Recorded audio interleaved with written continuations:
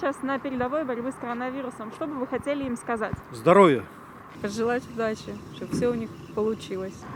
Молодцы, боритесь, побеждайте этот коронавирус. Низкий поклон за их честный, добросовестный труд. Очень большое спасибо им. Только здоровья. Они, с одной стороны, клятву Гиппократа давали, с другой стороны, у всех семьи, дети. Наверное, они за них переживают, но при всем при этом служат нам, именно служат.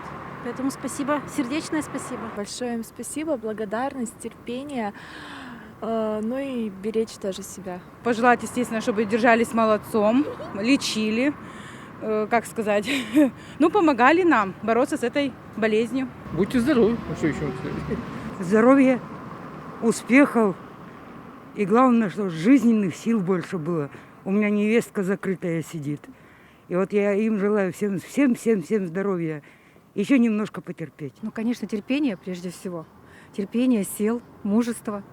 Потому что на самом деле очень, можно сказать, подвиг по нынешним временам совершают. Сохранять самоизоляцию. Пожелать хотели бы терпения. Потому что все, что происходит сейчас, это когда-нибудь закончится.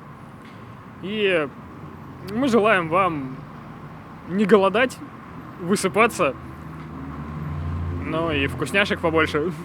Большого терпения, чтобы берегли себя, не забывали про семью.